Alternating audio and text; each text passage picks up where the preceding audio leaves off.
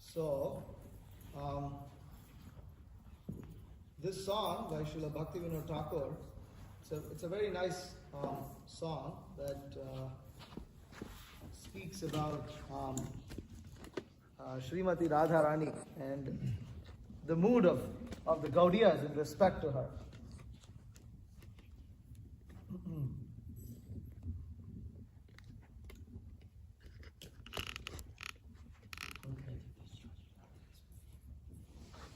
Hare Krishna.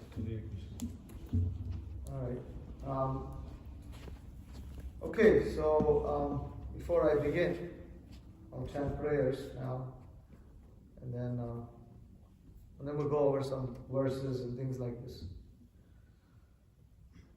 Om Jnanatimirandhasya Jnananjana Shalakaya Chakshurunmilitam Yena Tasmai Shri Gurave Namaha Shri Chaitanya Manobhishtam Stapitam Yena Bhutale Swayam Rupa Kadamakyam Dadati Supadantikam Vandeham Shri Guru Srimata Paratamam Shri Guru Vaishnavamscha Shri Rupam Sagajatam Sagana Raghunathanvitam Tam Jivam Sadvaitam Savadhutam Parijana Sahitam Krishna Chaitanya Devam Shri Radha Krishna Padan Sahagana Lalita Shri Vishakhanvitamscha He Krishna Karuna Sindho Deenabandho Jagatpate Gopesha Gopika Kanta Radha Kanta Namostate Tapta Kanchana Gaurangi Radhe Vrindavaneshwari Vrishabhanu Sute Devi Pranamami Hari Priye Panchakal Tatrubhyascha Kripasindubhyevacha Patitanam Bhavanebhyo Vaishnavebhyo Namo Namaha Jai Shri Krishna Chaitanya Prabhu Nityananda Shri Advaita Gadadhara Shri Vasadi Gaura Bhakta Vrinda Hare Krishna Krishna Krishna Hare Hare Hare Rama, Rama Rama, Hare Hare.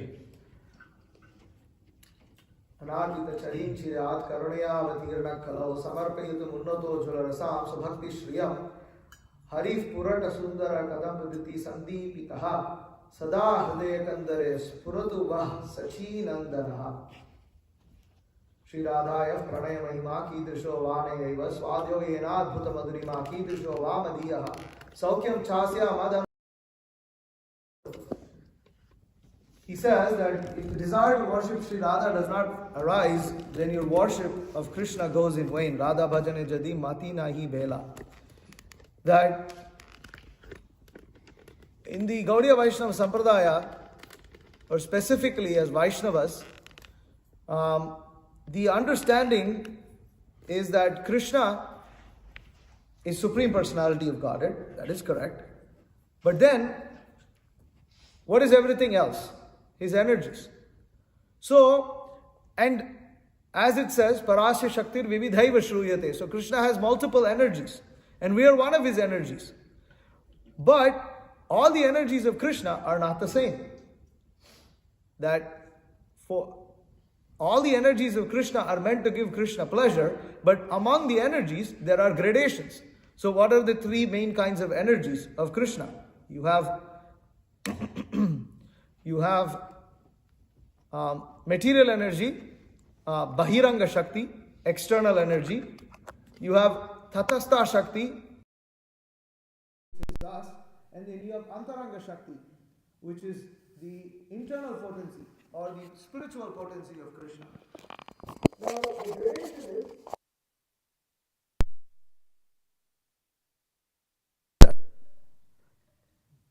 what is the gradation that Krishna explains in Bhagavad Gita? There's one gradation that Krishna explains in Bhagavad Gita in terms of energies. That he says,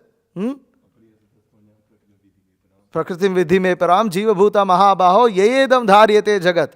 Apareyam itastonyam prakritim vidhi me param. That greater than this material energy, so he says in the verse before this, he says, Bhumi rapo nalo vayu kammano buddhire vacha ahankara itiyame bhinna prakriti rashtadha.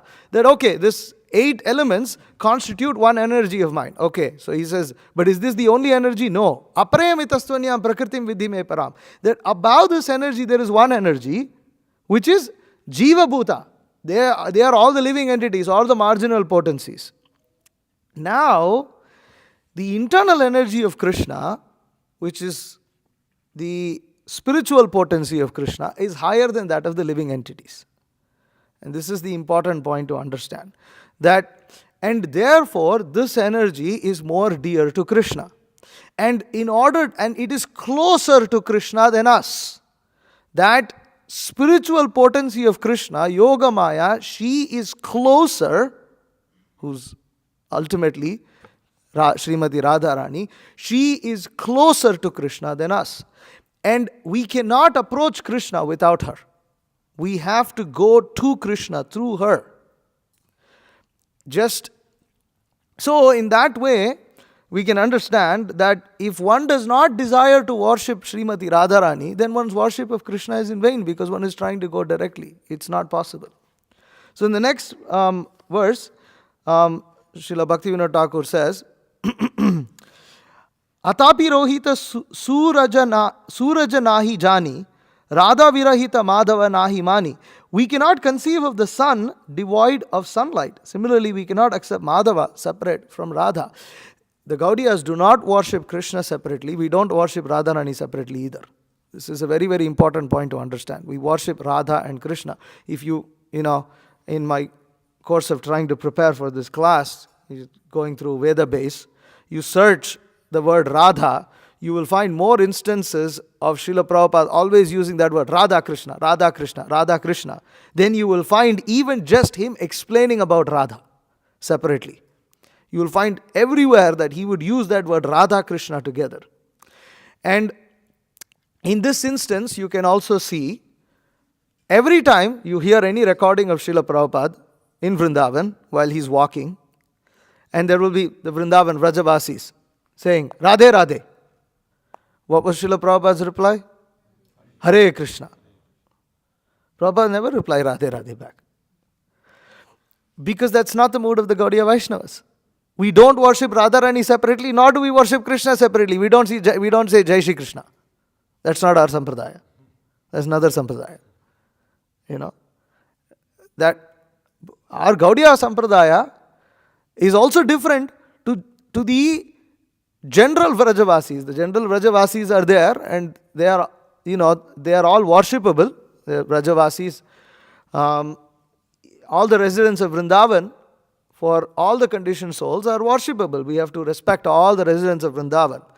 But the Gaudiya Vaishnavas have a special mood. We are followers of Srimati Radharani.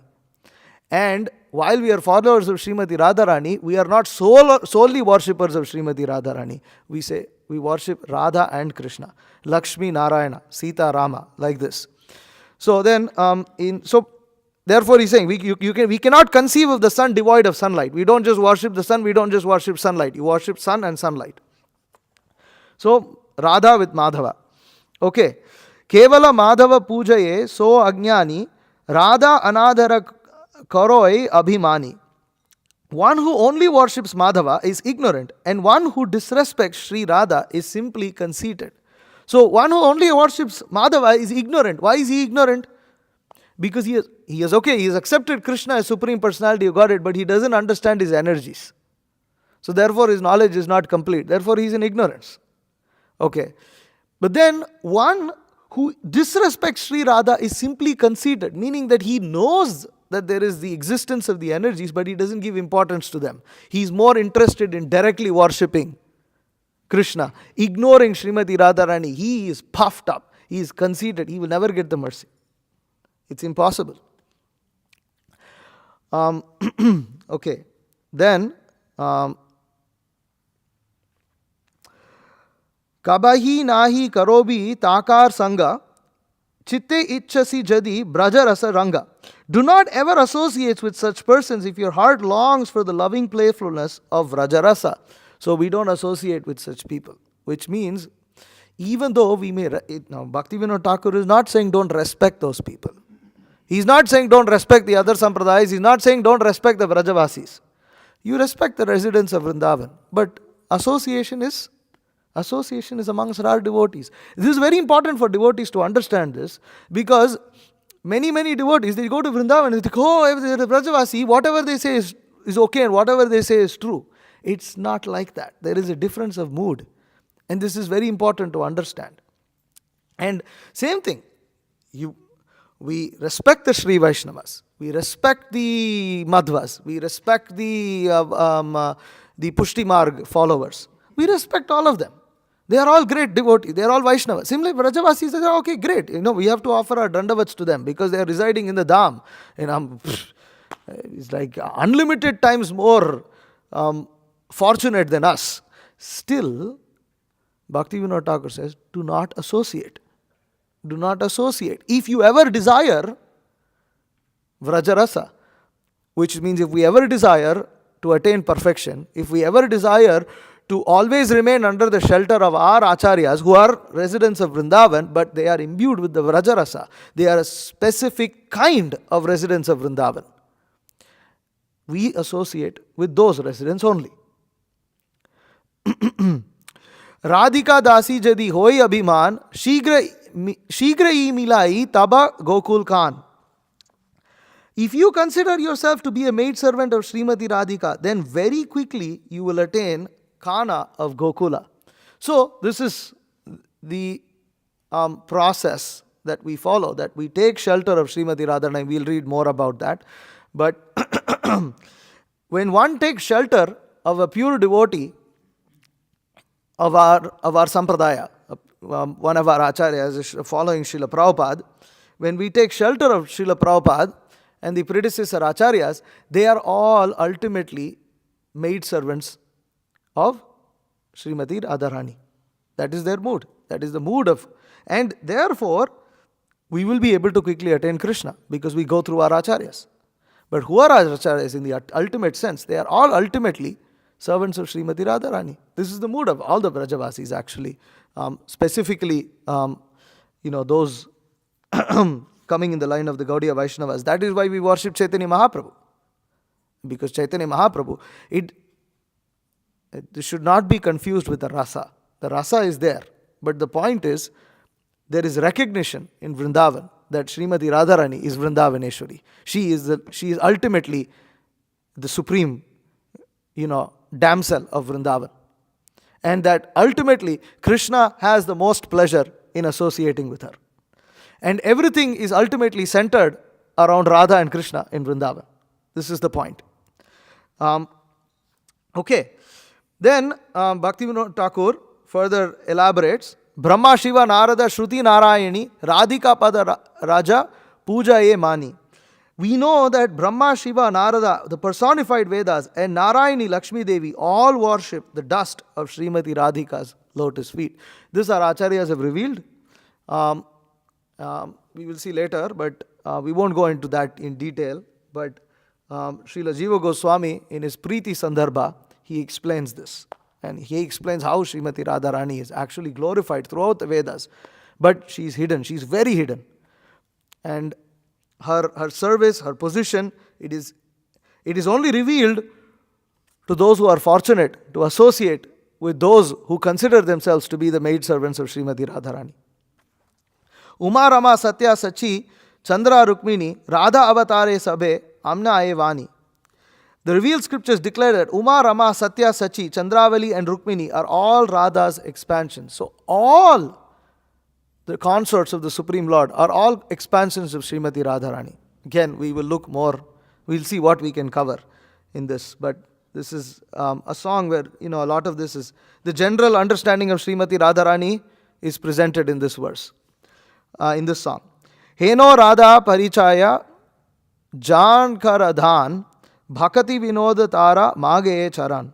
Sri Bhakti Vinod begs at the feet of those whose wealth is the service of Sri Radha.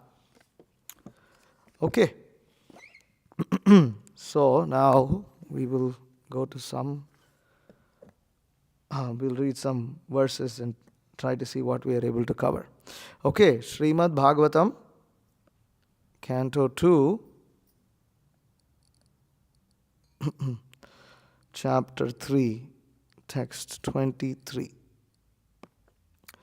Okay, please repeat. Om Namo Bhagavate Vasudevaya. Om Namo Bhagavate Vasudevaya. Om Namo Bhagavate Vasudevaya.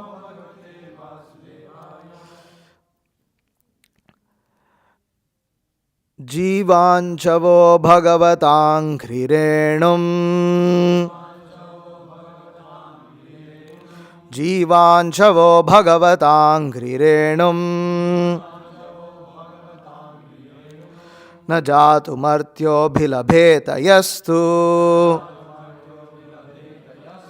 Na jatu martyo bhilabheta yastu. Shri Vishnu-Padya Manujastulasya. Shri Vishnu-Padya Manujastulasya. Swasanchavo yastu naveda gandham. Swasanchavo yastu naveda gandham. Jivanchavo Bhagavatāṃ Khrirenum. Na jatu martyo bhilabheta yastu. Shri Vishnu-Padya Manujastulasya. Swasanchavo yastu naveda gandham. Jivanchavo Bhagavatāṃ Khrirenum. Na jatu martyo bhilabheta yastu. Shri Vishnu-Padya Manujastulasya. Swasanchavo yastu naveda gandham. Please repeat. Jivanchavo Bhagavatāṃ Khrirenum. Na jatu martyo bhilabheta yastu. Shri Vishnu-Padya Manujastulasya. Swasanchavo yastu naveda gandham.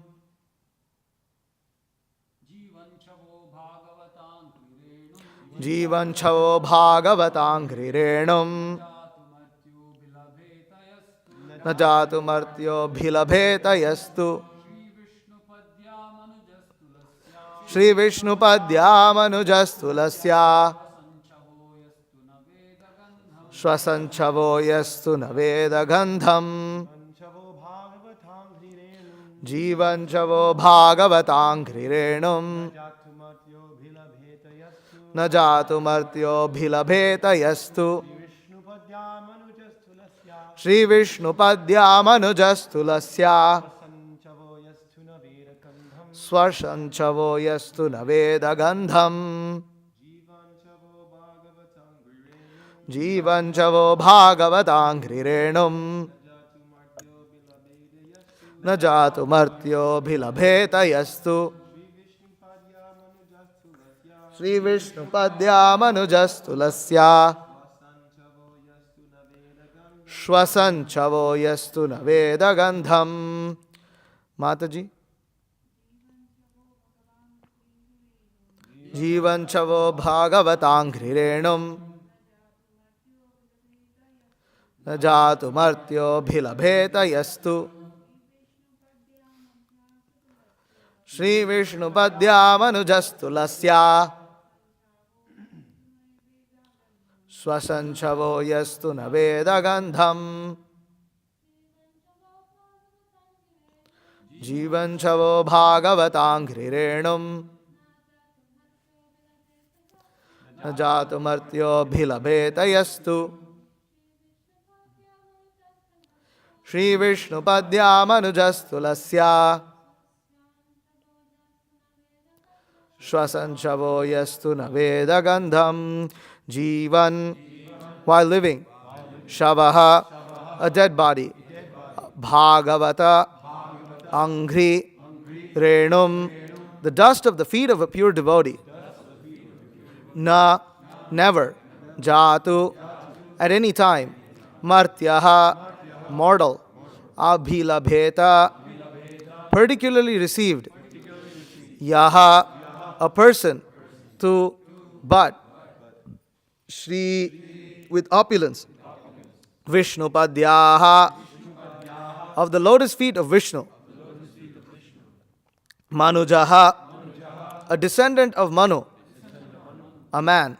Tulasyaha, leaves of the Tulasi tree. Shwasan, while breathing.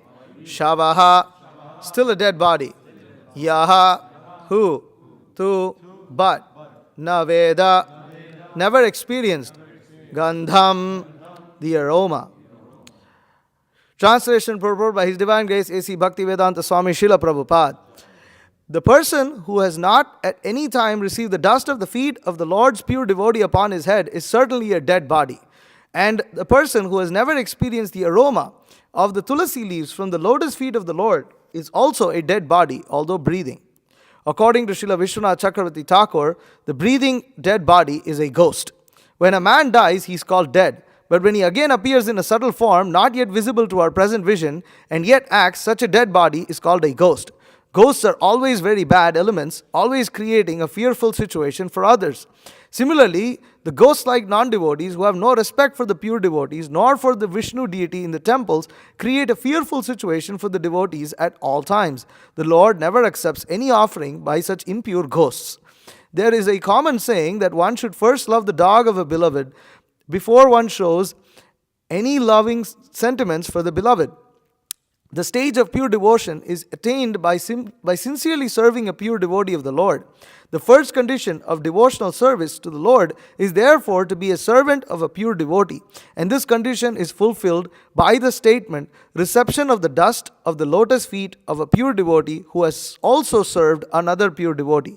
That is the way of pure disciplic succession or devotional parampara. Maharaj Rahugana inquired from the great sage Jada Bharata as to how he had attained such a liberated stage of a Paramahamsa, and in answer the great saint replied as follows. Bhagavatam 5:12-12. Raghuganai tapasa. What's the meter for this? Raghuganai tapasanai. What's the meter? Rahuganai tapasanayati nachedyaya nirvapanad grihadva. No, that's not the meter. Anyways. Rahuganai tapasa, anyways, I'll just chant it. Rahuganai tapasa nayati nachedyaya nirvapanad grahadva nachandasa naiva jalagni suryai vina mahat padara jobhishekam.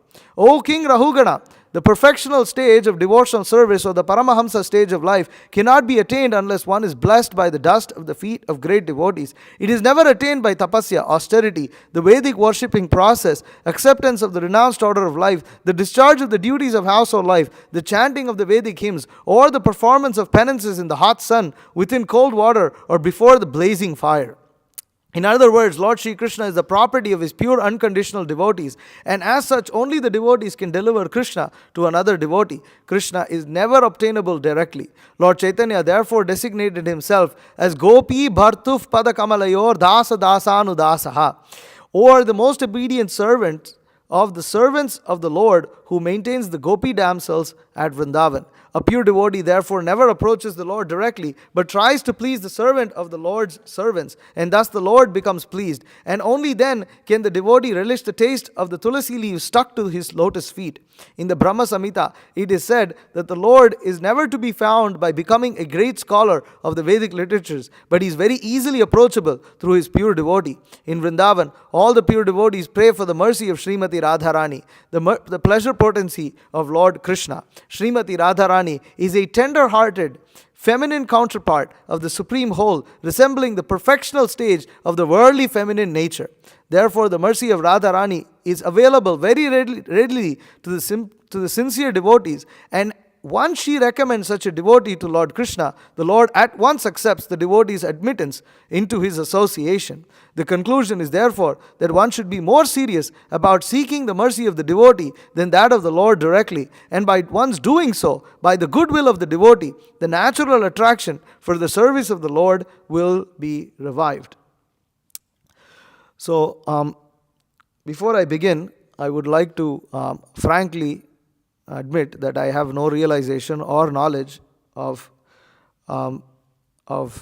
the greatness of Srimati Radharani, nor her qualities and wonderful characteristics. For those who are really seeking some wonderful nectarian katha of Srimati Radharani, you may kindly hear the several lectures called Radha Katha, delineated by Bhakti Vikas Maharaj. Is over 20 lectures or something like this on that topic, and one may be actually benefited if one chooses to hear that. I, for my part, am trying to show some light on some things that Srila Prabhupada has explained, and in this way try to perform my duty here in the best way possible, in a manner that will hopefully be pleasing to Srila Prabhupada and the predecessor acharyas. Okay, so here this verse is actually stated by Shukadev Goswami to Parikshit Maharaj. And in this verse, he says, one who has not at any time received the dust of the feet of the Lord's pure devotee upon his head is certainly a dead body.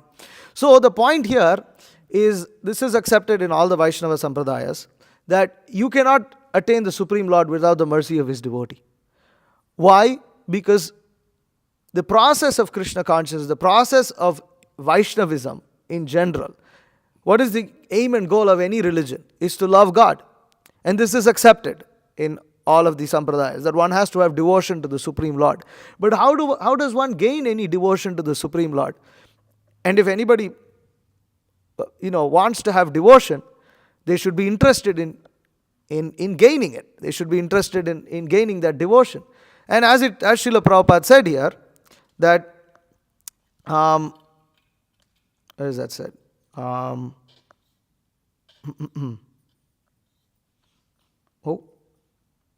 It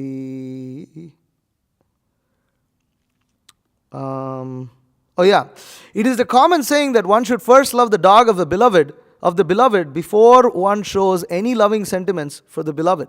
So, why does someone want to worship Krishna? Anybody who wants to sleep can kindly, either leave the class, or if you don't want to sleep, get up. This is a day that one shouldn't be sleeping. Okay, so why should we worship Krishna? Why should we have devotion to Krishna? Let's start from there. Why should we worship Krishna?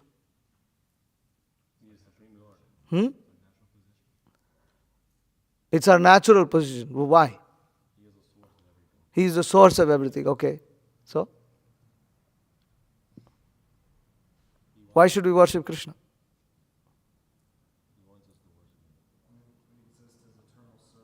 We're eternal servants, therefore we should worship Him. Okay, more. What is it? What is in there for us? It's the only means of happiness.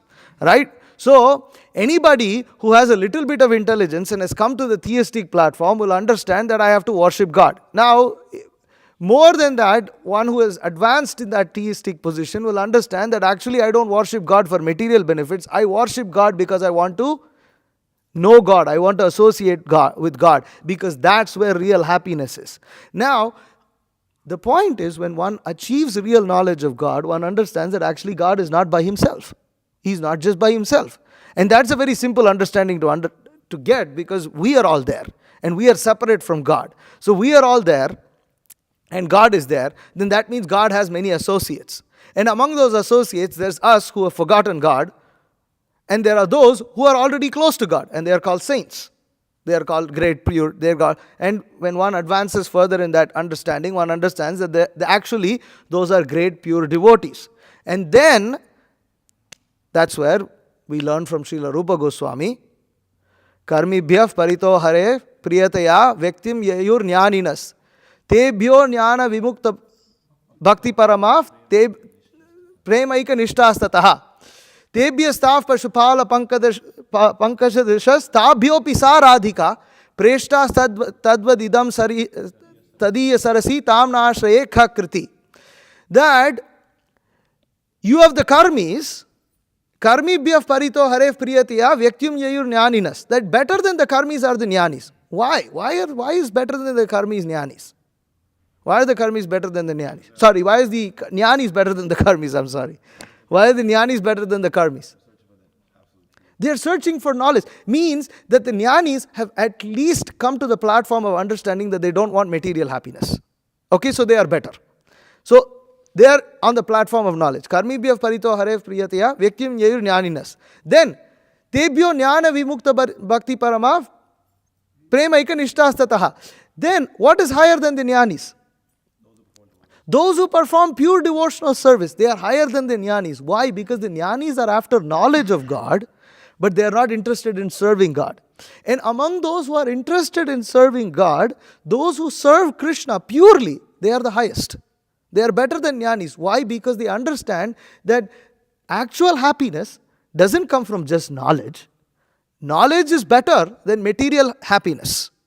Knowledge of Krishna is better than material happiness. Therefore, the jnanis are better than the karmis. But better than the jnanis are the devotees who want to serve Krishna, who understand that happiness actually lies in serving Krishna. So I need to serve Krishna. That's the beginning of devotion. A devotee means one who is devoted. And one who is devoted means he is devoted to serving Krishna. That's why he is called a devotee. He is not devoted to material happiness. He is not devoted to false pride. He is devoted to serving Krishna. Therefore, it is devotional service. Srila Prabhupada never liked to use the word devotion in general like that. He would generally use it devotional service. Because we are not just devoted to any nonsense thing. We are devoted to service of Krishna. So this is the important point. Okay, so the devotees have understood that service is best. Now, that service is happiness. Then what? Tebhyo jnana vimukta bhakti paramaf premaika nishtastataha.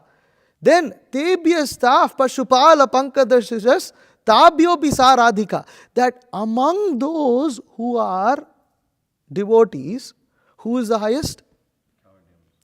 The cowherd damsels of Vraja. The residents of Vrindavan are highest, and among the residents of Vrindavan, the cowherd damsels are highest. Why?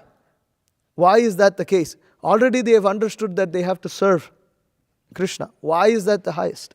Why is then Vrindavan the highest? They are all devotees, they are all serving Krishna. They all understood that performing service to Krishna is the greatest happiness. And performing service to Krishna means bhakti is what? Bhakti has to be performed favorably towards Krishna. towards Krishna. It is not performed unfavorably. Unfavorable means one's Krishna's enemy. That is not called devotional service. Devotional service is that which is performed favorably towards Krishna. So all devotees perform service favorably towards Krishna, pure devotees. So they are all pleasing to Krishna. Pure devotional service is pleasing to Krishna. Why then are the Vrajavasis considered to be the best? The intensity. Okay, that's good. What causes that intensity to be the highest? It is spontaneous. It is without attachment to any rules and regulations. It is actually completely springing from the platform of pure devotional service. Something that is missing here. Yes, before that. Why? What is the difference? What is the speciality of Vrindavan? Because they love him so much they forgot how to love God to some extent. Yes. That the sweetness, the aspect of sweetness is there which has caused them to be very intimate with Krishna. And what causes one to be intimate with anybody? If you want to be intimate with someone, means that you can approach them at any time, any place. Intimacy means beyond rules and regulations, right? For instance, if you want to go meet the manager of some company or some office, there is a certain time that you have to meet him. It's not that you can walk into his place anytime. And even if you try to walk in, you will not be allowed.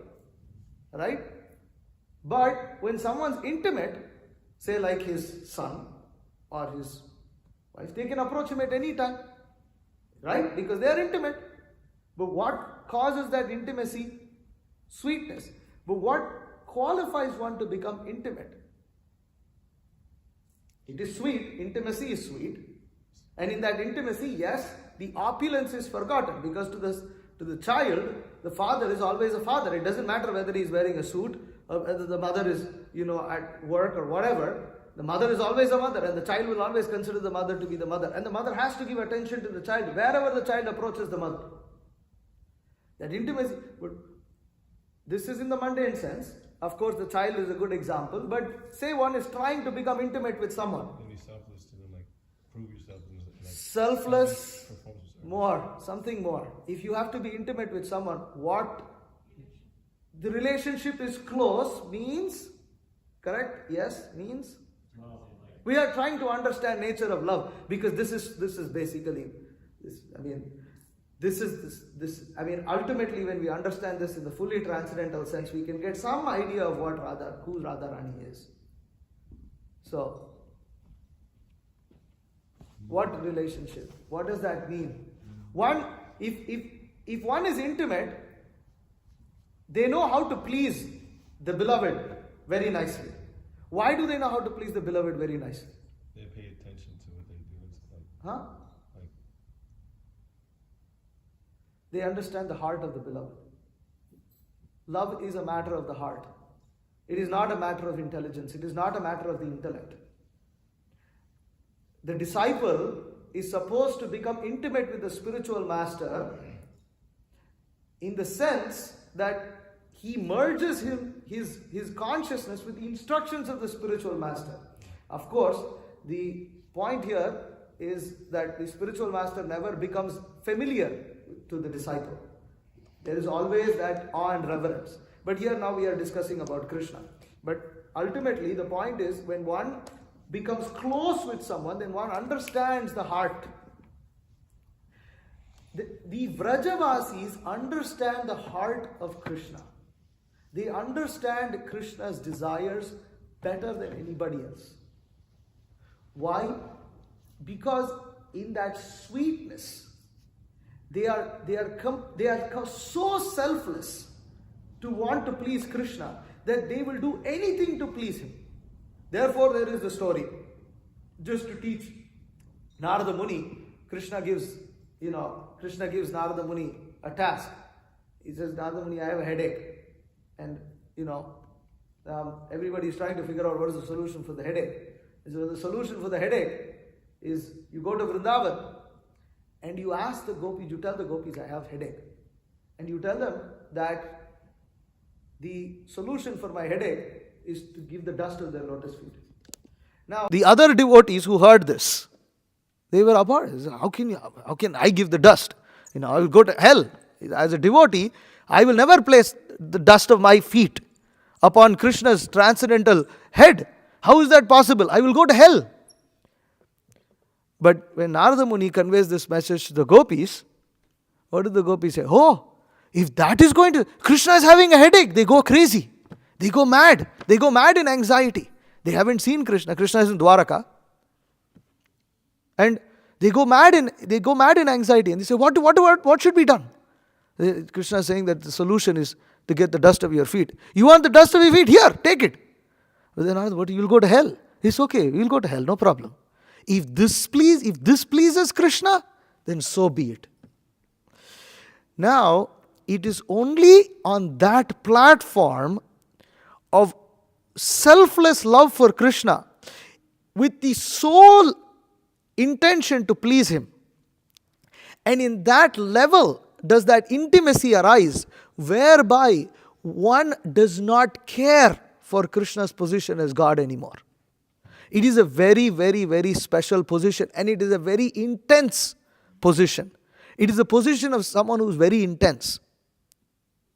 I remember once, this is just in passing, my grandmother said that, once, this was in her childhood, which was still village life at that time. She said that once there was a jackal or something that entered the house, and her mother was there with her infant, and she was on. So the jackal enters the door and is literally facing the mother and her infant, and there is a bed in between, a cot in those days. Actually, it's a straw cot. That's how they used to have those days. So it's like a not twin size, like a queen size bed, like that size. And this is like a mother, she has her child. She's, aged whatever, 40, 30, 35, 40 years old, and she has her child. And generally a female like that cannot be expected to jump across that bed. You can't jump across. But my grandmother said that when she saw that jackal come in, her mother was so terrified that she clutched the infant and literally leaped across that bed and went to the other side and then propped that bed up as like a defense thing, like a shield. And then I asked my grandmother, how can a woman jump across like that? Even I can't do it. It's like, how is it possible to jump across a big bed like that? Then my grandmother said, when there is intense love, these things are possible. It kind of like hit me that at that point of time, that when one is pushed by love, there is extreme emotion. And in that extreme, it's a very intense feeling to save the infant. More than saving herself, she's interested in saving. In fact, if they probably had to save themselves, they probably might have not jumped like that. But when the infant is there, the child is there, that intensity causes a person to do things that they actually cannot do normally. This is the nature of love. It's the nature of that because that is the nature of love. It's very intense.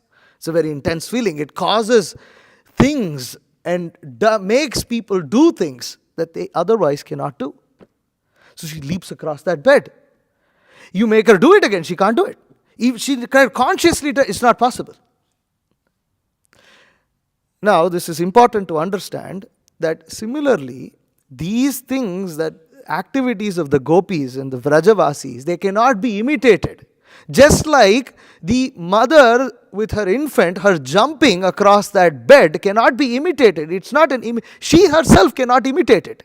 It is something that comes naturally. And that is the nature of intense love. Now, this is the mother with her child is a mundane reflection.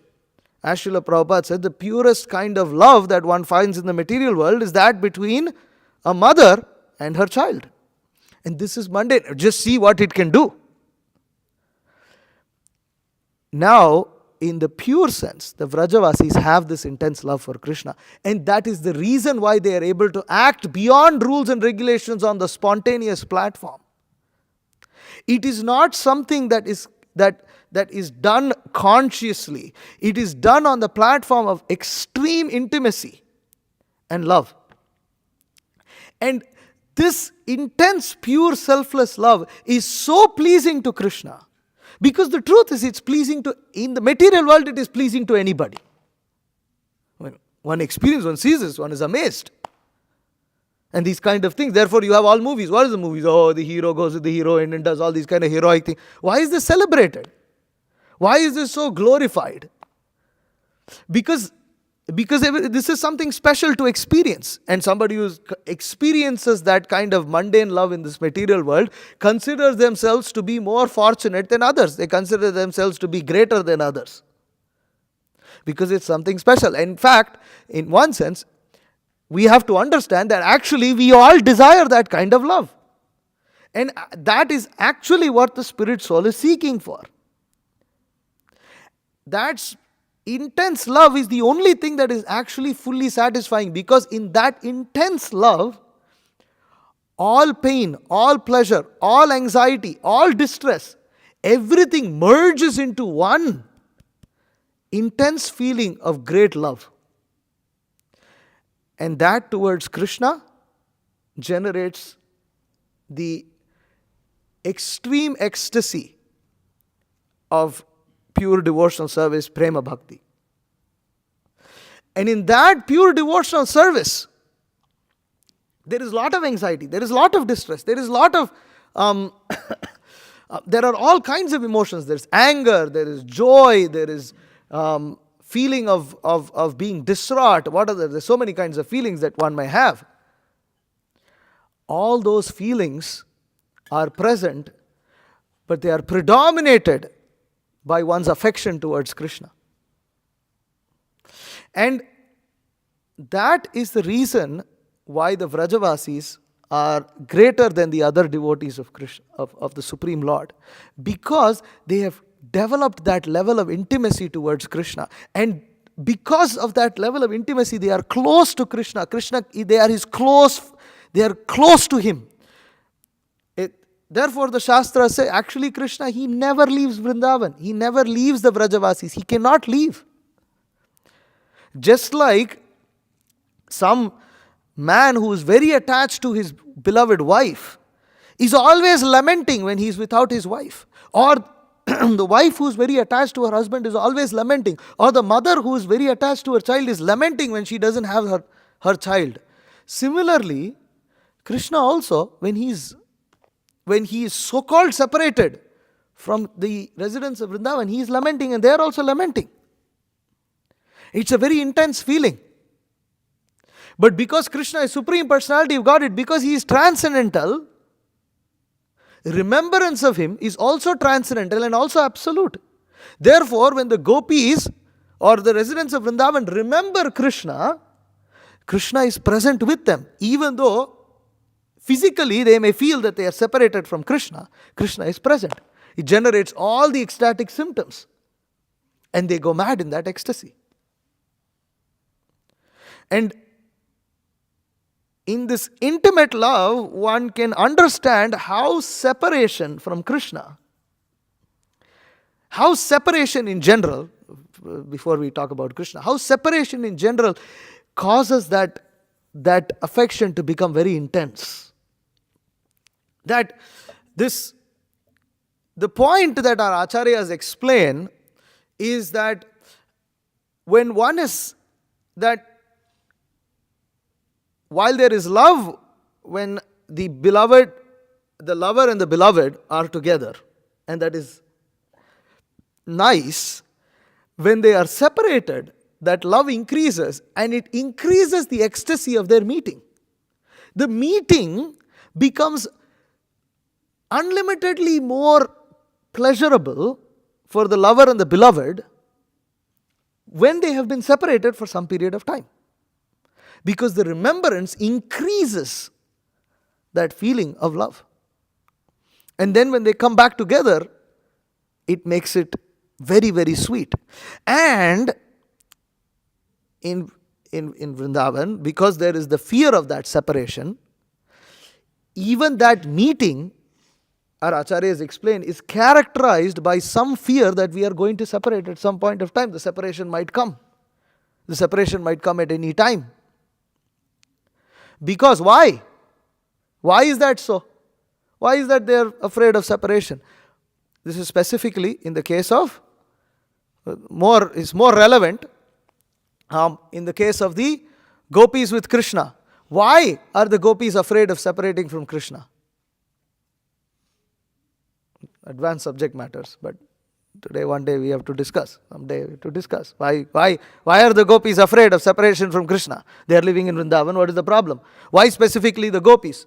All the others also experience separation. Okay, let's talk about this.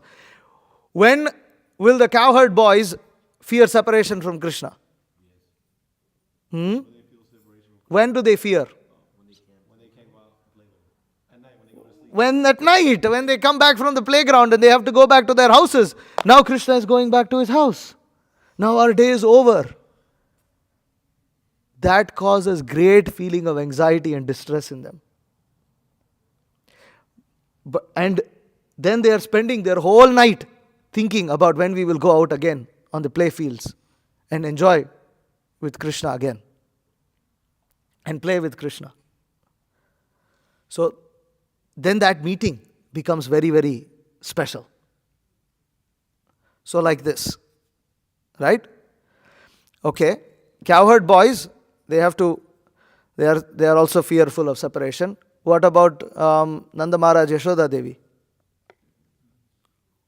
When? They don't have any fear of separation. When the Krishna goes out with the cowherd boys, now Yashoda Devi says, I can't see him. What's he going to do? What about all those thorns? Is he going to take his lunch? What if he flings his lunch away? Well, who knows what he'll do? Who's going to take care of Krishna? Balaram, you should take care of Krishna.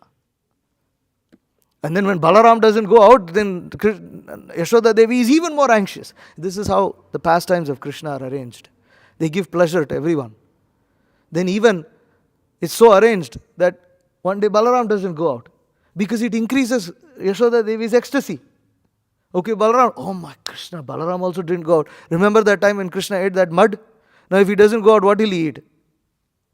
You don't know what he'll eat. I gave him yogurt rice, but I don't know if he'll eat yogurt rice. He already ate mud. He might eat something else. So, this is the anxiety of separation. And then of course, she's meditating. Okay, when Krishna comes back, I keep the bathing water ready. I keep all these clothes ready. I'm going to decorate him like this. I'm going to feed him like this. This is Yashoda Devi's meditation. Okay, but then what about the gopis? So they are all feeling separation and that is all increasing their ecstasy. But we are talking specifically, we are saying, what did we just recite from Nectar of Instruction? We said, Tebyo Jnana Vimukta Bhakti Paramaf, oh my God, I'm all slurring, my tongue is, it's not. Tebyo Jnana Vimukta Bhakti Paramaf Premaika Nishtastataha Tebyastaf Pashupala Pankadrishas Tabhyo Bisaradhika. So, among those pure devotees, the cowherd damsels of Vrindavan are the best. Why cowherd damsels of Vrindavan? Now we're talking in terms of this separation because this, again, coming more to that point. That why? What is there? Okay, so let's how do the cowherd gopis experience separation from Krishna?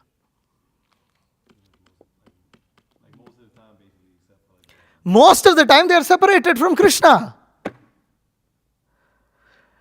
Why? Why are they separated from Krishna most of the time? Why is that the culture? What if you read your Krishna book, you would know this. They have husbands. Okay, they are married. And when they are not married also, they are under the care of their father. So, as girls, they are under the protection of their parents.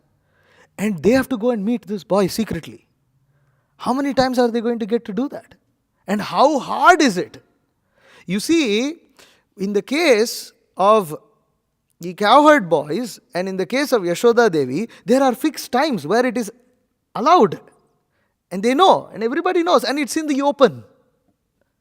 But this cannot be in the open. This has to be hidden. So many obstacles, so many problems. Therefore, that love is very intense. Therefore, that devotion of the gopis is very intense. And as we already explained, as we discussed, the only way that love can be more and more intense is by more and more intimacy. More intimacy means understanding more of the heart, more of those feelings.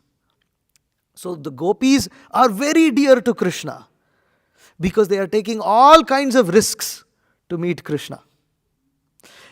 And they are doing all that even though they know they may actually become completely vilified.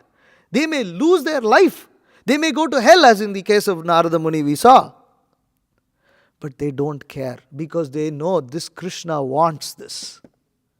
Krishna needs this. And therefore I will do it. Krishna's Kaviraj Goswami explains in the Chaitanya Charitamrita how Srimati Radharani, her only meditation is that she says, I will decorate my body very nicely because Krishna desires to enjoy my body. And therefore I will decorate it nicely. And in this way she is thinking, I will present myself. So among those gopis, the feeling or the personality who knows to please Krishna the most is Srimati Radharani. Why is that so? Why is that so? Because she is the personification of Hladini Shakti. She is the personification of Krishna's pleasure potency. Krishna cannot experience pleasure without Srimati Radharani. This is what Chaitanya Charitamrita explains. That without Srimati Radharani, Krishna doesn't feel any pleasure. And there are so many instances that Krishna's Kaviraj Goswami explains in that regard. And there are many pastimes where we can understand this. So, because Srimati Radharani, as it says, Tebhyastaf Pashupala Pankajadashas Tabhyopi Sa Radhika. That Radhika, Srimati Radharani, she is the topmost among all of this that we have discussed. And this we have to understand, we Gaudiyas, we read the Srimad Bhagavatam and all the devotees and their different devotion towards Krishna. And by reading all that, we actually understand how great Radharani's devotion is. If we can think how much effort Hanuman took to serve Lord Rama and how much effort he took, and then to think that Srimati Radharani's is greater than that, then we can get a glimpse of how pleasing Srimati Radharani is towards Krishna. The risks, because we cannot conceive of this without properly understanding the nature of selfless devotional service. Otherwise it just sounds mundane. It sounds like some girlfriend who's trying to run away from her house and trying to meet Krishna. Just trying to some girlfriend, boyfriend, some nonsense story. It's not like that. And therefore, here, the point is that because, and when a devotee understands the supreme position of Srimati Radharani, how, as Bhaktivinoda Thakur says, Brahma, Narada, Shiva, they are all worshipping, singing her glories. And she has expanded herself into Uma, Satya, Saraswati, Rukmini. All of them, she has expanded. How great is she? It is hard for us to approach any of these exalted devotees, such as just even Prahlad Maharaj. How exalted of a person is he? How exalted is Dhruva Maharaj? How exalted is Ambarish Maharaj? They are not normal personalities. They have pleased Krishna so much. And here is Srimati Radharani and her devotional service. And rascals think they can imitate this. It's such a nonsense. Personalities like Dhruva Maharaj, Narada, as Bhakti Vikas Maharaj wrote in his Vyasa Puja offering as to how Yashomati Nandan Prabhu, in a class, told him in an answer to a question to Maharaj's question. He said that Srila Prabhupada is greater than Bali Maharaj. And this is like, Maharaj said, is quite like shocking information. Like, oh, Bali Maharaj. Can you think, look at Bali Maharaj's story. So amazing. It's like, and Prabhupada is greater. And then Maharaj further explains how, demigods, and he was asked, will you go and see the demigods? I go see the demigods. Demigods have to come and see me. Demigods have to come and see me. These are the associates of the Supreme Lord. The demigods, they aspire to get the dust of the lotus feet of Srila Prabhupada. What to speak of approaching Srimati Radharani directly? The demigods cannot approach Srimati Radharani directly. It's not a joke. The Vrajavas, just following some of the Vraj, the idea of spontaneous devotional service, that we'll just imitate one of the residents of Vrindavan and then we are there. This is such nonsense. Because it's not such a cheap thing. Brahma, who's bestowed with all the mystic potencies that can be found in this material world, whose body is made of pure intelligence, he cannot understand the glories of Srimati Radharani. How can we nincompoops understand it? It is not possible. Therefore, Gopi birth of Padakamalayur, Dasa Dasa Anudasaha, then actually the fact that we are even discussing these things, it is so high above our head to fathom any of this. We are so stuck in our own, bodily concept of life, at least myself. And to understand the nature of pure devotional service is in itself very difficult. Because what? You read the characteristics of pure devotees. You read those qualities, 26 qualities of pure devotee. I don't have any of them. So I haven't come to the platform of pure devotional service yet. And then Rupa Goswami is delineating stage after stage after stage and where Srimati Radharani is. It is not possible to just directly worship her, directly approach her. It is not possible. Therefore, Prabhupada is saying here that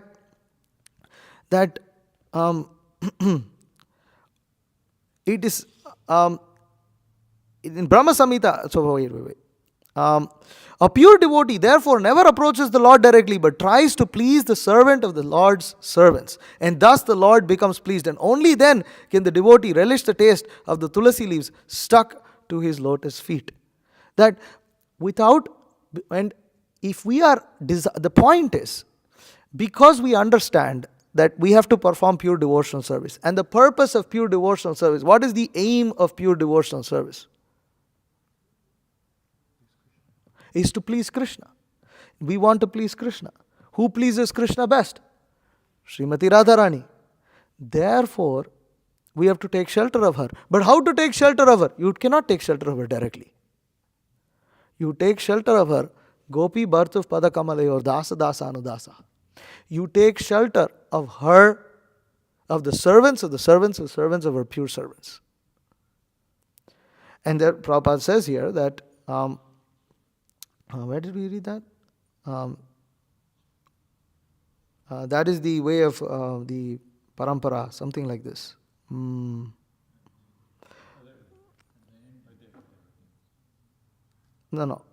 Over here, yeah, okay.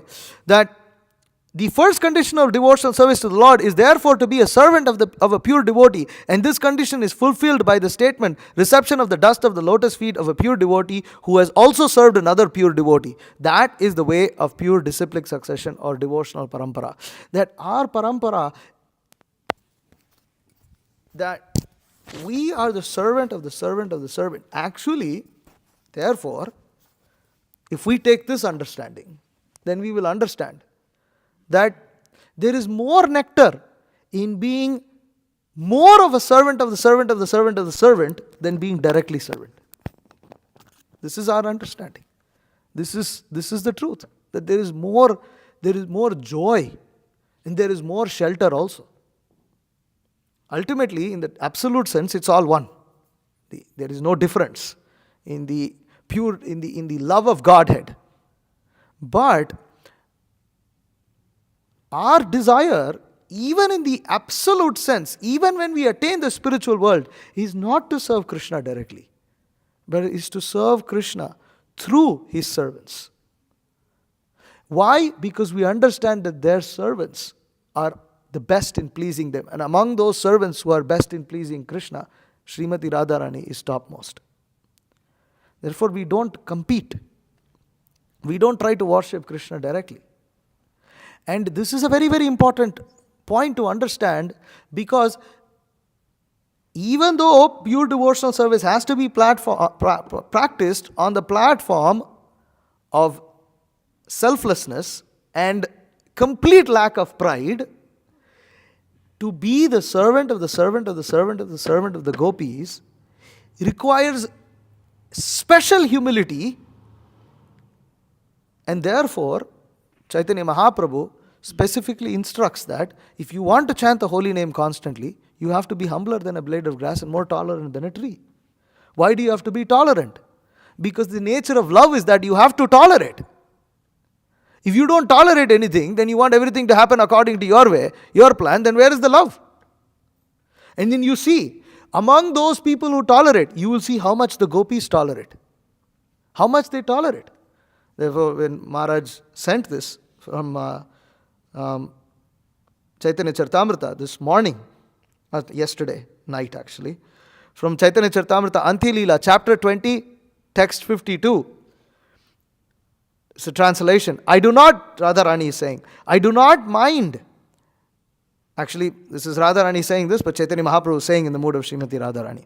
I do not mind my personal distress. I only wish for the happiness of Krishna. For his happiness is the goal of my life. However, if he feels great happiness in giving me distress, that distress is the best of my happiness. This is the mood. And that's the essence of the last verse of Shikshashtakam that we recite.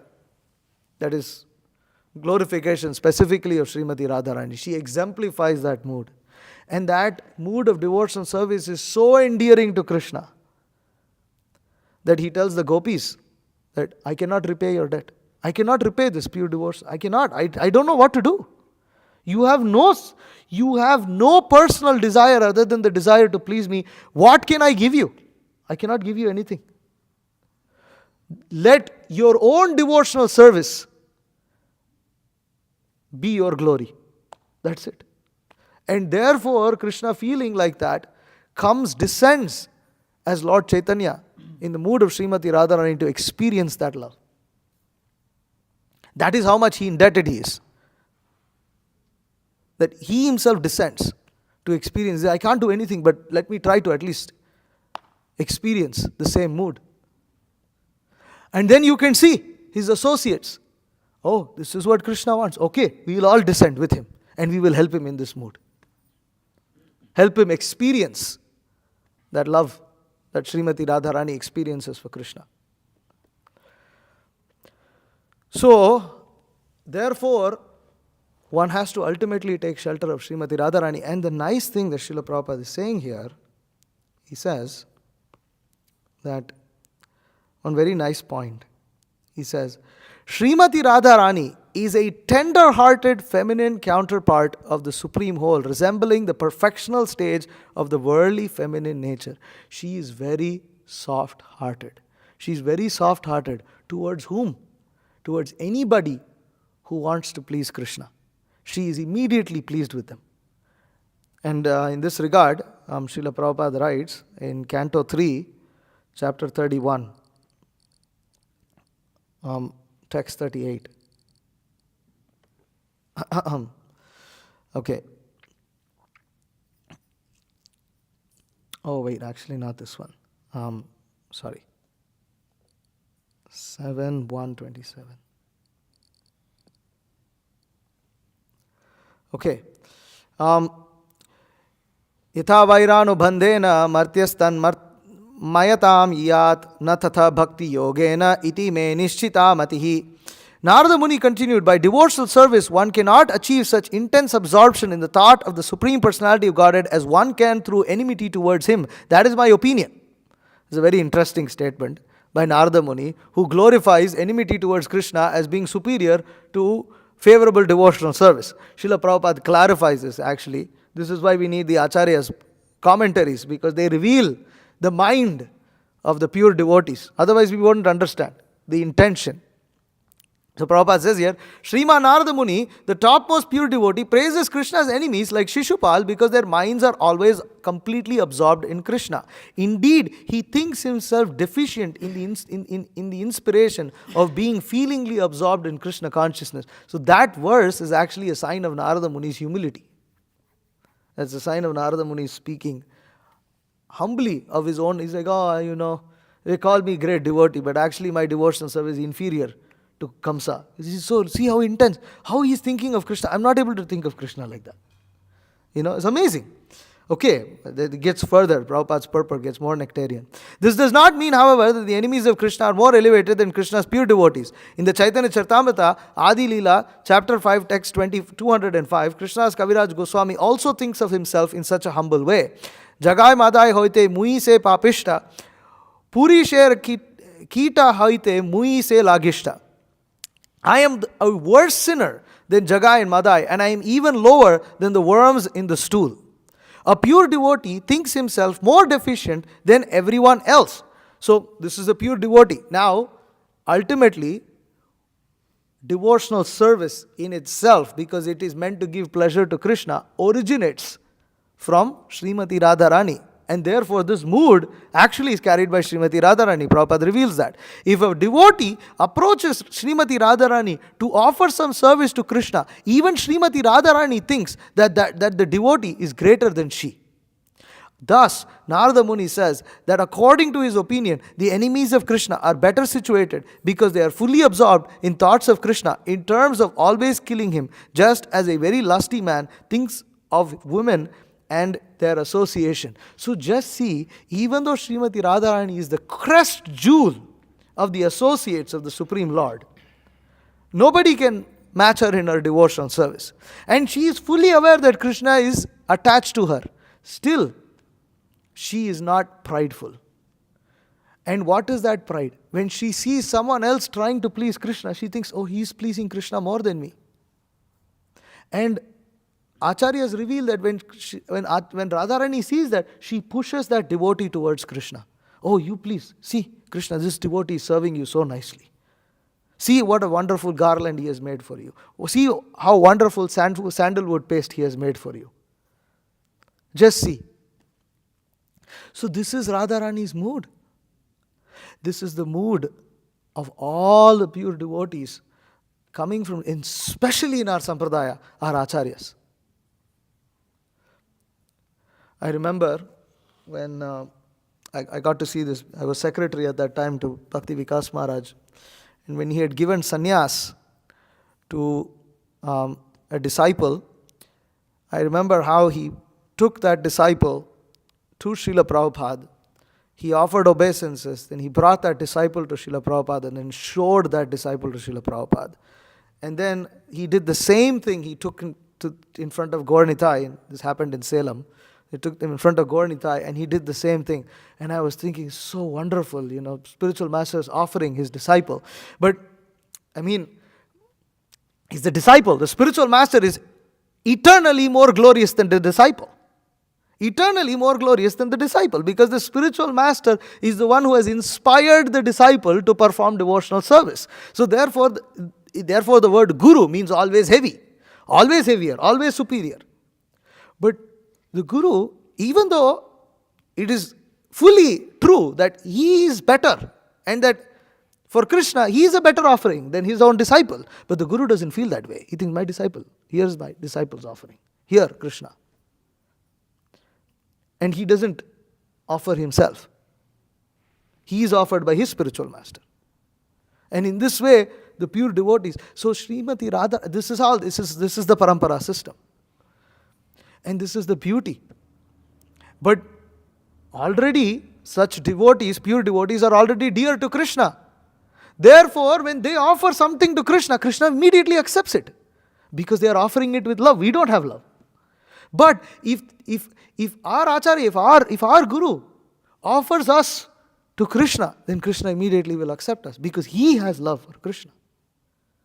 Similarly, when devotional service, Srimati Radharani recognizes that devotional service and offers it to Krishna, we know that that is pleasing to Krishna. Then the devotee becomes reassured, yes, my devotional service is pleasing to Krishna because Srimati Radharani has approved it. She has given her approval.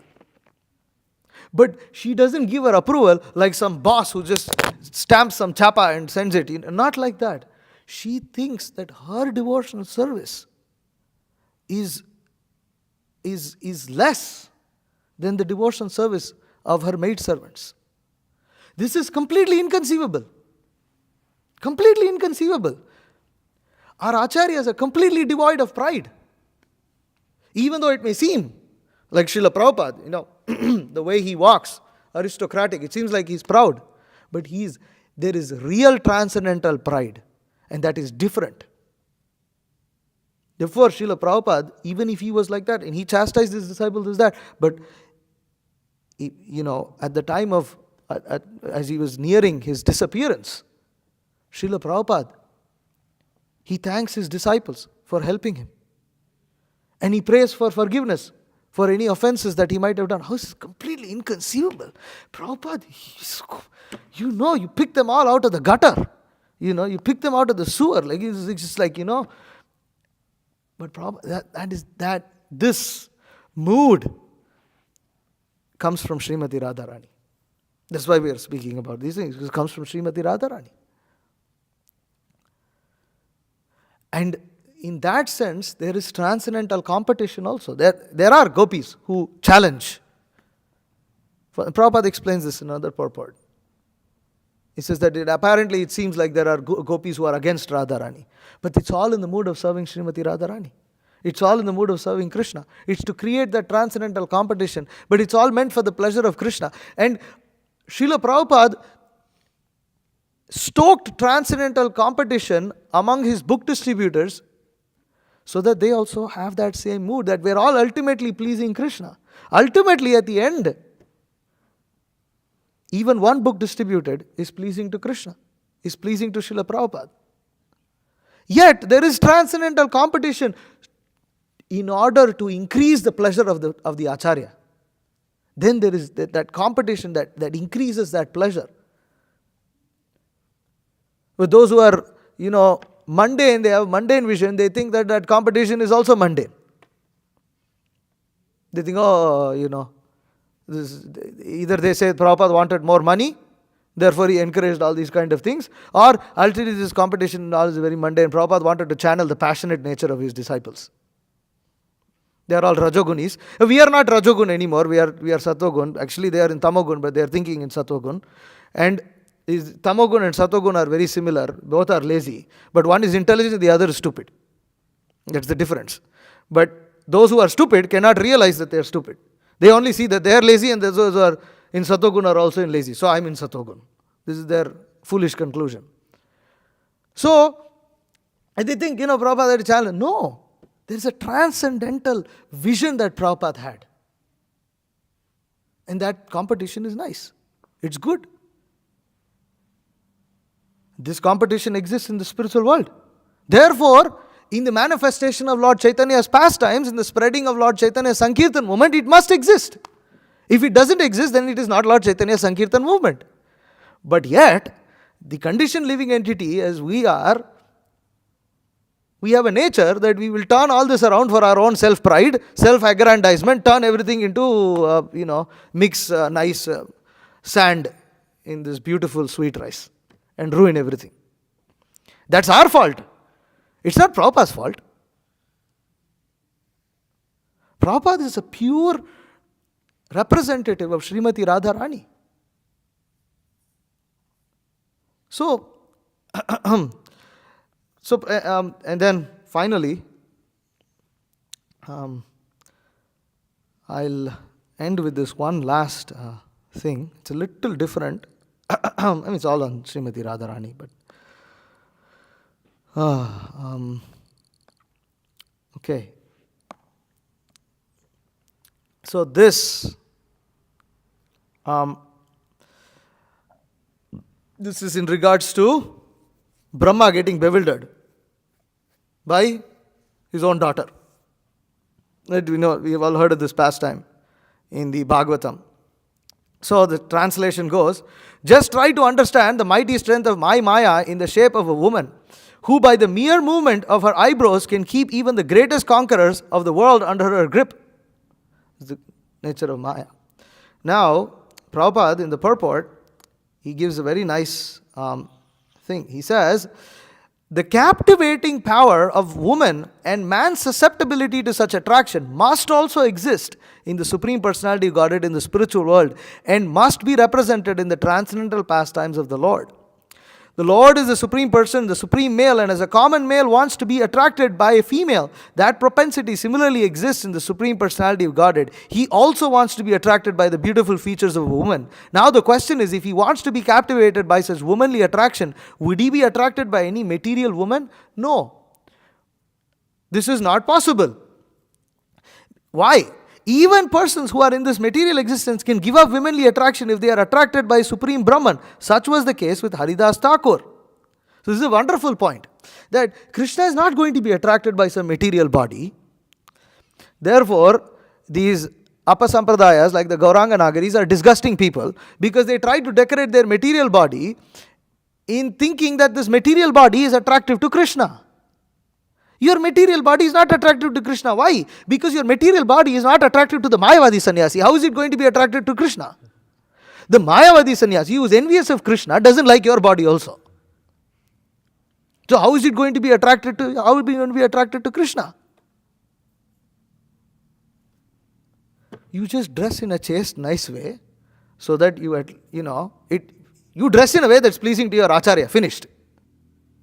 It's pleasing to the superiors of Vedic culture. That's all.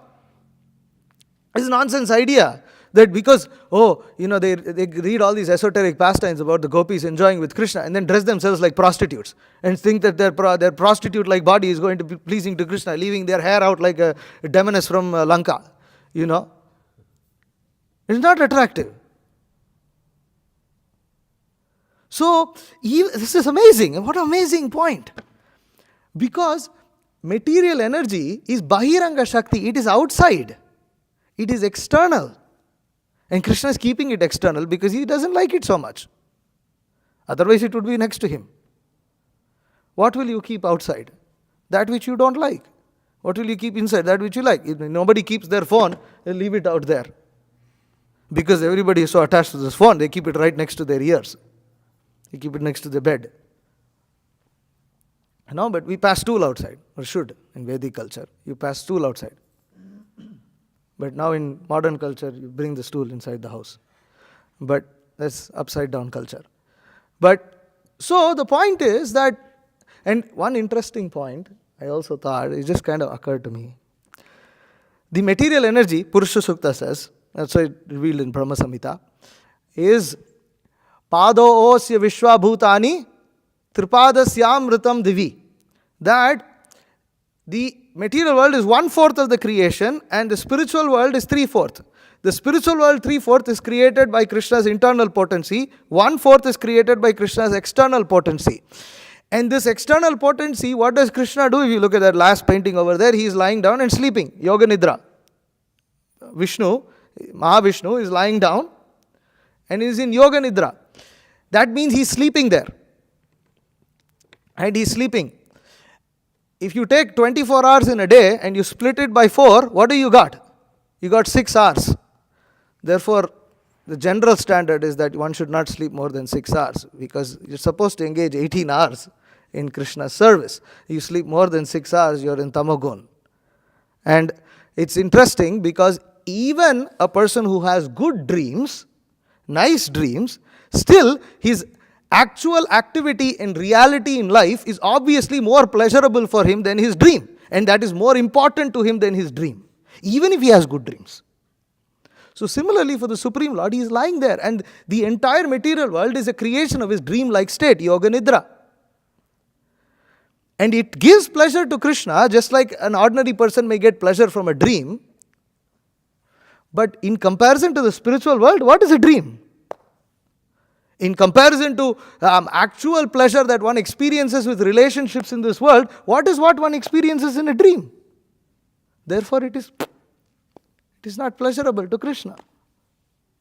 And for us also, if we are devotees, that sleep should be less pleasurable than performing devotional service. But if we are in Tamogun, we sleep every time. We sleep all the time. We sleep in the morning, sleep in the hour, sleep japa period, sleep Bhagavatam class, sleep every time, sleep book, you open Bhagavatam, sleep. Then at night time, instead of sleeping, we are on the phone. So this means our consciousness is asleep. It's not Krishna conscious. And actually in Vrindavan you will see Krishna hardly sleeps. Where does he sleep? Yashoda Devi is thinking he's sleeping. But he's not sleeping. He's gone, vanished.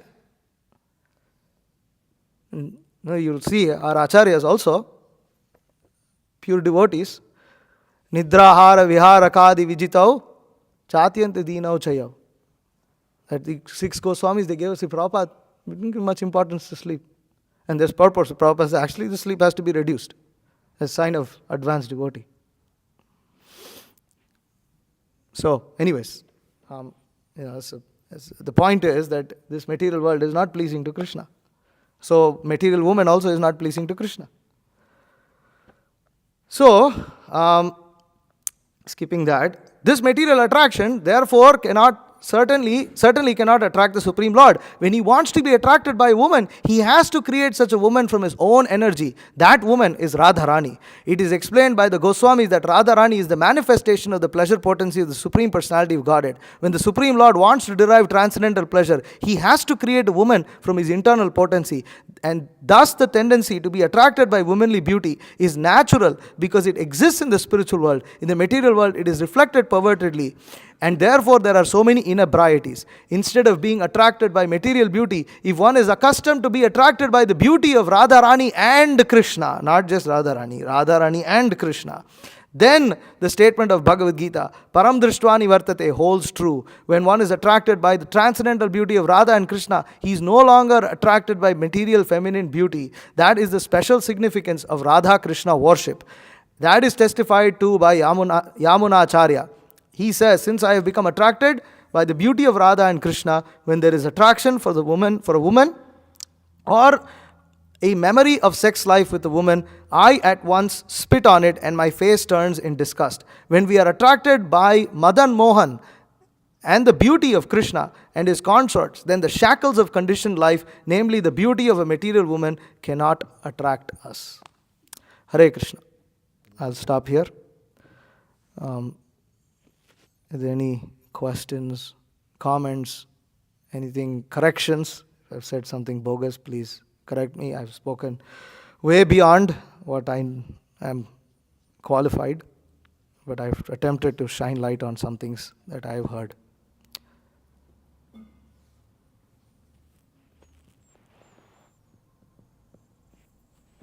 Suresh Prabhu.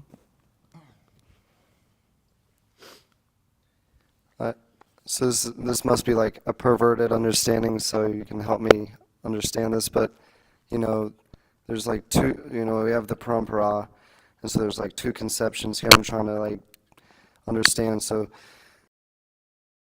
this is a greater amount of pleasure, you could say, and then simultaneously the grandfather shows more mercy to the grandson. So then one might think that, I guess, the longer you've been in Maya and you just happen to get the mercy later on down in the parampara, then you experience more bliss. So one might think, it's nice we've been in the material world so long to like fall so far down and finally get, you know what I'm saying? So you come down further. Well, it's not that one thinks that it was nice that we were in the material world so long, but one can think that one is fortunate to be the servant of the servant. Tejas Prabhu often speaks of this. You go to him, when he first started associating with Srila Prabhupada, And they offered him initiation to Prabhupada. He was shocked. He thought, Prabhupada getting initiation from Prabhupada? I'm not going to take initiation from Prabhupada. Why? It's like, I'm not qualified. I could probably take initiation from one of his disciples. I'm not even qualified to approach such a great personality. How can I approach someone close to be his disciple? And that's he's speaking this out of humility, because actually he's a very wonderful disciple of Srila Prabhupada, very qualified person, But the mood is that I'm not so qualified to have the association of those great exalted personalities. But yet, we are not at loss. Actually, by serving the servant of the servant of the servant of the servant, we get more affection, we get more mercy. And the acharyas are more pleased. Therefore, Prabhupada, that example, the grandfather is more pleased with the grandson. But you cannot be grandson without being son. So you have to join the parampara somewhere. And the point is, it is not nice that we were in the material world for so long, because that was displeasing to Krishna. So a devotee never thinks that anything that was displeasing to Krishna was ever good at any point of time, ever in the existence in eternal existence. So that was displeasing to Krishna. As far as being servant of the servant of the servant, there's so many ways to do that in devotional service. And that the devotee keeps trying to do that. He tries to be the servant of his god siblings. The guru thinks that his disciples are his masters. Bhaktisiddhanta Saraswati Thakur said, I'm not guru, you are all my masters. I'm your servant. He thought of his disciples. So, in the transcendental realm, there is no limit to how much of a servant one can be. One does not have to think that material inhibitions can stop one from having the mood of being the servant of the servant of the servant of the servant. And this is difficult to understand. From a mundane perspective, you cannot understand. How can the guru be a servant of his disciples? How can he actually feel like that? But one who understands the mood of Srimati Radharani and understands the mood of the pure devotees, then they get the idea that in their humility, they don't think that their devotional service is very wonderful. They think others' devotional service are more wonderful, including those people who are under them. So in that sense, can we be more of the servant of the servant of the servant than Srila Prabhupada? Impossible. Even though it seems like he is higher on the parampara than us. Does that answer your question? Yeah. Yes, Prabhu. Like you told it previously, we cannot perceive that moment logically. And according to our logic, we cannot or mundane examples, because the point that if we will go as much as far for pure devotional service, we can understand our insignificance. They're going more and more. If you apply to our mundane logic, you can think like Manjari preparing some flowers and garlands, and somebody is stitching some clothes for Manjari. And for that, people who is teaching that clothes, somebody also cooking something like this, Or making thread. And you're making thread, and you can go far, far, far, and that you can see. And the end, maybe that person even cannot see Krishna. And Bhaktivinoda Thakur then prays, I want a big blade of grass. Which kind of happiness is this? If you cannot see Krishna, you cannot touch him, you cannot think about it. You only do some seva. Where is the logic? Logically, we cannot understand. Yeah. It is not So question of logic. inconceivable. It's not a question of logic. We cannot apply. Jai. Thank you. Anything else? Ramdas Abhirav. Hare Krishna Prabhu. Is it on? Oh. Hare Krishna. When you was talking about the love that is happening, it was interesting because Krishna pastime was some of it fast. So it was like when Gajendra, when he was in distress, Krishna left everything because of his love. And I was just thinking how intense that love. Yeah. He left his Garuda Yeah. and just appeared there. And for Lord Nityananda, he was willing to give up what he came here for. He was ready to take the life of Jadai and Madai. he came to save the fallen soul, and then, he's just ready to take their life, and Nityananda, Saved them. Yeah. So it's like, his love, like, just for that individual, how he's ready to give up is just like so far out. Yeah. It cannot be conceived. Yeah, Like, I was just, that's the nature of love. This is what Rupa Goswami, why he's called Rasacharya, because he delineated these subject matters and broke it. That which is inconceivable has been explained. But how can you explain something that is inconceivable? How is it possible? Can you explain conceivable? It cannot be conceived. How can you explain that which cannot be conceived? That is why Rupa Goswami is so special. Sri Chaitanya Manobhishtam Stapitam Yena Bhutale Swayam Rupa Kadamahyam Dadati Supadantikam. Therefore, Rupa Goswami is very special. And therefore, ultimately, we are all Rupanugas, as Srila Prabhupada writes in Nectar of Instruction. Then only we can even explain any of these things. We can talk, it's like talking. It's like, what are we talking? It's like, oh Krishna. The material desires I have is like, this is like, what is this? I cannot conceive. To conceive of a position of not being attracted to the beauty of a material woman is inconceivable for me. Where is the position of being understanding supreme goddess? Residents of Vrindavan Radharani is... Anyways, that's why whatever we speak, we have to try to make sure that it is in line with our sampradaya, with our parampara, with our acharyas. Otherwise, what you can speak? Nothing you can speak. Nonsense only.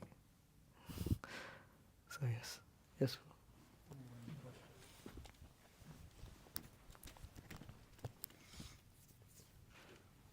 So in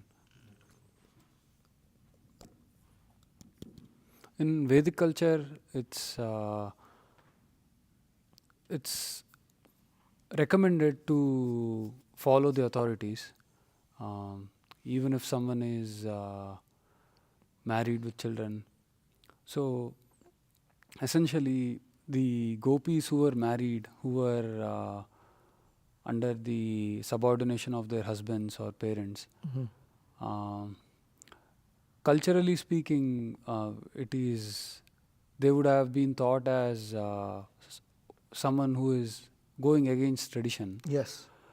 But they were talking about servant of the servant of the servant. They exemplified that nature. Yes. So how did they do that despite defying authority? I mean, seemingly they are fulfilling the duty. Because their authority was not their husbands, that was only seemingly. That was just for pastime. Their real authority is Srimati Radharani and her associates. They are the real authorities for them and how to serve them and everything. That is and yes, that they broke Vedic culture, but this Vedic culture is for Krishna's pleasure. And if it pleases Krishna to break that Vedic culture, to hell with the Vedic culture. This is the actual platform of love of Godhead. It's a very, very elevated platform. Therefore, when it becomes completely perverted, you have non-Vedic culture and just full prostitution, gambling, illicit sex, intoxication like this, that's all. And the fact is that they only broke Vedic culture when it was pleasing for Krishna. The purpose of Vedic culture is to please Krishna.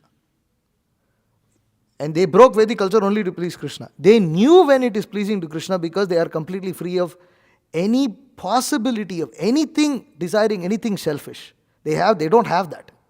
They only do what is pleasing to Krishna. That is their natural position. But as conditioned souls, we have our pleasure and we have that which is pleasing to Krishna. And our pleasure is not pleasing to Krishna because we are trying to enjoy separately from him. Therefore, we need Vedic culture to regulate this, to understand, to become purified. Then when we become completely free from material desires, even then, at that point also we are following Vedic culture. As in Vrindavan, this is Vedic culture. Gopakumara says that when he goes to the spiritual world in Bhagavatamrita, he says, oh, these people are here exactly like in Aryavarta. Mitravan Prabhu was speaking about this in a recent class.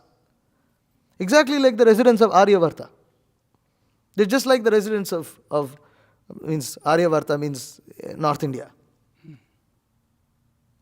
They're exactly living like that. Means what? Vedic culture. Because that was what was present at Gopakumara's time. But when Krishna wanted it, they broke it. They And could why Krishna understand the wanted heart it? of Krishna. So that's the point. That this is what Swakiya and Parakiya, this is the whole thing. That when one is married, that the Swakiya, this is that there is pleasure of being a consort of when one is married, but there is greater intensity when one is the Paramar lover. Sorry. For us, how do we then? I mean, For we us, we can't- follow Vedic culture and we we follow follow the Vedic instructions culture. of our acharyas, Yeah. and we first get rid of material desires, and then everything else will become revealed. That's really what it is. Okay. Anything from the Matajis? No. Okay. Hare Krishna. Thank you very much.